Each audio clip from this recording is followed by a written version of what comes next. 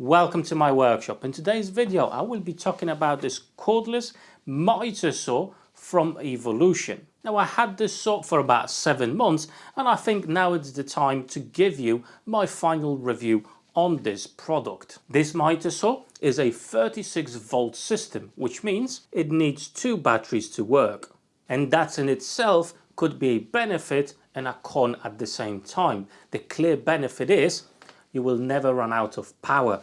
This machine absolutely destroys wood. It goes through without any hiccups.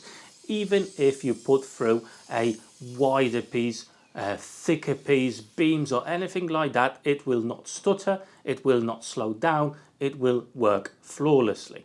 And the bad side for that solution? Well, you need 2 batteries, which means an extra cost to the whole package.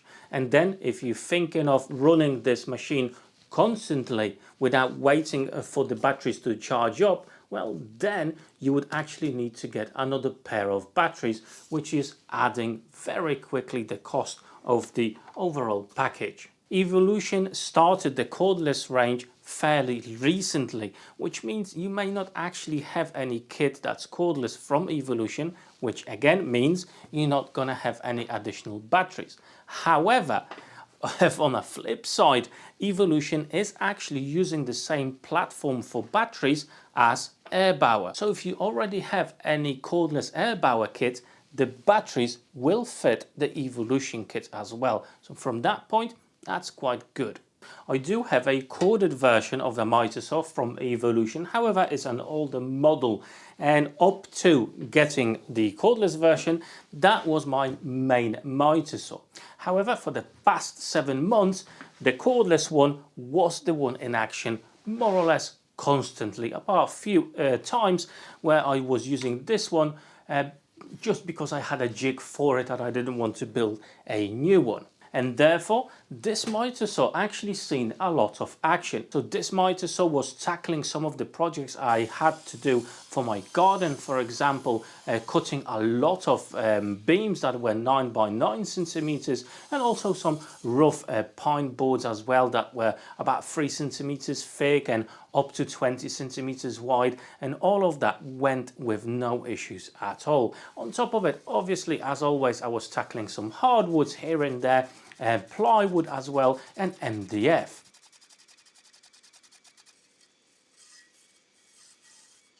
But how about accuracy? When it comes to mitre saws, that is a very important factor. Well, I'm happily informing you that my initial setup, and I do have a video on that, was more or less at the beginning of June. That was the first major setup when I took it out of the box, messed around with it, and then I've set it up properly in June. And since June till now, which is end of December, well, I didn't have to do anything with it and I was getting perfect accurate cuts. And to prove that, I actually made few projects that required absolutely bob-on angles. For example, the 45-degree stars, 54-degree stars. As you can see, there are some really intricate cuts there that need to be ultra precise for the stars to come together. And also I've made a 3D, a panel type of a star that required not only mitres to be super accurate, but also the bevel cuts as well. And as you can see, it came out absolutely flawlessly again with the basic setup that I've done in June.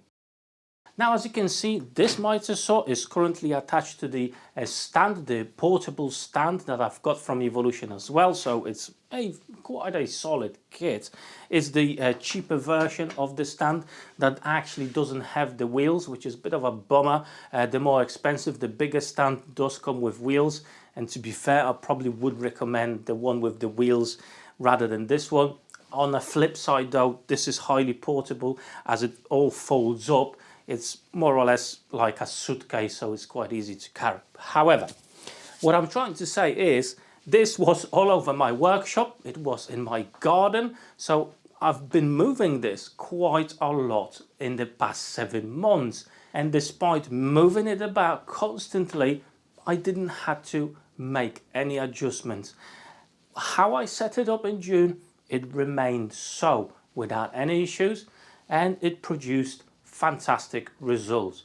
And that's a very important fact, especially for these types of mitre saws where they are dedicated for, well, build work. Okay, if you're going to be building your house, your shed, anything like that, for builders, it's important not to have to mess around with it every single time you move the tool. You actually do have more or less a carry handle right at the front, but also at the back of the machine, which makes it so much easier to carry this around. But I don't recommend to move it too much. I was doing some skirting boards in my house this year, and it's just weighs too much to move it constantly from place to place. I would probably set it up on a day somewhere and just leave it there. Moving it constantly is definitely not a good thing to do, as this weighs more or less just under 20 kilograms with the batteries. Sure, you can remove the batteries, and you know, these do weigh quite a lot. And it will be a little bit lighter, but still it is a fairly big unit and it will weigh a lot. However, the size in this case actually matters, as it will give you a huge cutting capacity. So the boards can be around 300 millimeters wide, and the thickness, you've got to be able to cut boards or beams that are up to 90 millimeters in thickness. So that's a huge cutting capacity if that's what you're after. Now this mitre saw comes with the standard amount of features that you would expect from a mitre saw, but it also does have some clever solutions. One of the things that absolutely sold me on this unit is the shadow mark. Okay, so there's no laser here to show you, to guide you where you're going to be cutting, but the shadow line is so much better regardless of what type of blade you're going to be using. I'm talking about the curve. It will show you exactly where the blade's going to go. Absolutely perfect representation of where the blade's gonna go. I absolutely love this feature, and even in bright light you will be able to see this line, whereas sometimes with the laser guides, well, if it's quite bright, you won't be able to see it. Now, when it comes to dust extraction, straight away, as you can see, you do have some nice rubber padding behind the blade, directing the dust to your collection port.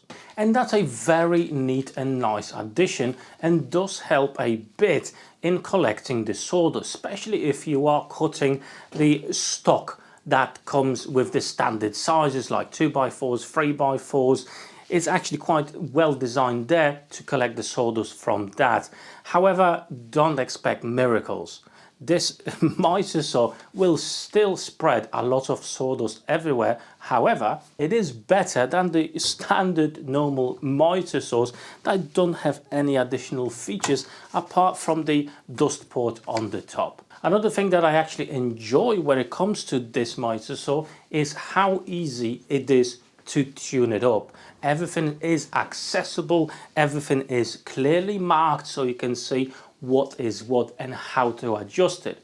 And as I said, I've actually made a whole video on it, and I'm going to leave some links down below in the description of this video, so you can go have a look, check it out, how easy it is to actually tune up this saw. Also, I do have a full presentation about this saw and all the features. I'm not going to go through and repeat it myself when it comes to all the features of this saw.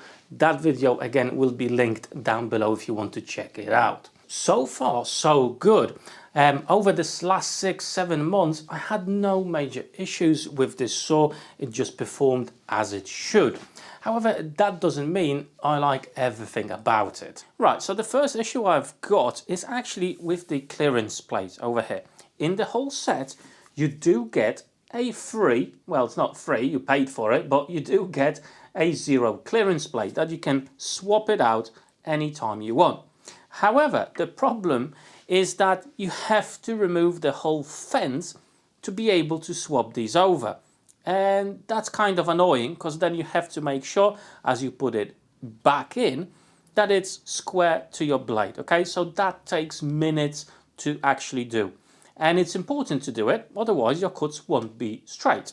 Okay, so if you want to keep on swapping them in and out, it will add up and it's just a little bit annoying. I was hoping for a better solution on swapping over the clearance plate, especially when they gave you the option to actually do it.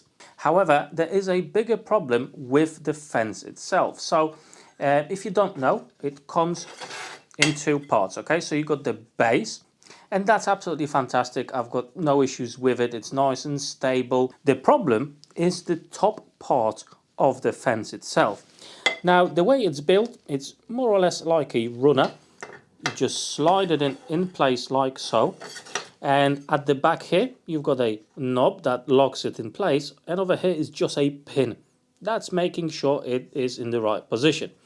I was trying to change the position of that, do it up or release it a little bit, but I couldn't. It just is locked in place. So what tends to happen as you put your fence in the place you want, then at the back you lock it in place. Okay, there's actually a bit of movement in the fence. Now, because you only got the pin over here, you're actually not locking the fence here. Check this out. Look how much movement there is. Okay, that's quite significant. As I pull it, that's probably about 2 millimeters there. You know, that's quite significant. Okay, and for example, if you've got a piece like that and you want to hold it against the fence, you're not going to hold it right at the bottom, right? You're going to be holding it somewhere at the top, holding the fence, pushing against the fence, and that is pushing the whole thing back. Not a lot, but if you're working on something really accurate, then it may introduce some error. It's fine over here because you've got that knob, that bolt with the knob holding it in place, whereas here, well, there's nothing holding it. Okay, it's just the pin, and I would imagine it would be far better if you had another knob with a screw holding the fence. Okay, so yeah, that's one of the gripes I've got with this machine. And actually, these are the only two issues I came across over the last 7 months when it comes to this tool. With the fence, when you're aware of it, you know, you just tend to clamp and hold your piece of timber in a way that it's not going to be affected by the fence itself. So overall, this piece of equipment is actually very, very good. On top of it, in the set itself, you do get a double charger, so you can charge both of your batteries at the same time, which is great. It will save a lot of time. But as you can see, I've got another set of batteries. Now, I think the basic set actually comes with the 5 amp batteries. So I've got 5 amps in the machine, and I've got a set of 8 amps as well. And to be fair, I've not had any issues with the batteries. They hold absolutely fine, and you're gonna do a few hundred cuts, that's for sure, even on the 5 amp batteries. And on the top you do have the indicators to see how much juice you still got. So from that perspective, it's really fine. So to sum it up, I have to say I am super happy and impressed with this cordless mitre saw. Definitely I'm not going back to the corded version, and even I don't really have the need for having a cordless machine. It's just full of fantastic features that I really love, especially the shadow line. It's absolutely brilliant. It does have a massive capacity, and I can do any tasks I could with my corded one, but better and quicker and more accurate. Accuracy, absolutely fantastic, easy to use, easy to set up. What could you want more? Well, I do think that there is something that you would like as an extra, a discount for this bad boy. Now, in the description of this video, I'm going to have a link to this particular saw. However, my code that I have, Casual DIY, works on anything on the Evolution website. So if you're looking for a mitre saw, or maybe a corded version, or that fantastic table saw, you will get the discount from my code, whatever you buy. So all the details, how much discount, all the links down below in the description of this video. Fully recommend this machine, absolutely fantastic. Just remember, it's not the cheapest on the market, okay? You do get a fairly premium machine, but the price will be a little bit higher.